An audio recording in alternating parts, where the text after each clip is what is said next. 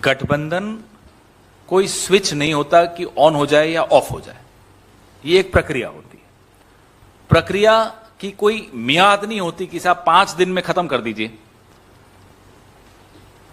ये होते होते होता है। इसमें कई लोगों के मन में जो सवाल होते हैं, विचार होते हैं, उन सब क्या स्थान होता है, वो चर्चा होती है उन सवालों पर, उन विचारों पर। उसके बाद एक अंग्रेजी में जिसको कहते हैं कॉमन ग्राउंड, उस पे आया जाता है। इस देश ने अच्छी सरकारें देखी हैं। गठबंधन की सरकारों ने बहुत अच्छा काम करके इस देश में दिखाया है। 10 साल यूपीए के आपने देखे हैं, उस वक्त की जीडीपी आपने देखी, उस वक्त की एम्प्लॉयमेंट फिगर्स आपने देखे हैं, ग्रामीण रोजगार एमजी नरेगा देखा है आपने, उस वक्त का जो काम होते हुए देखा।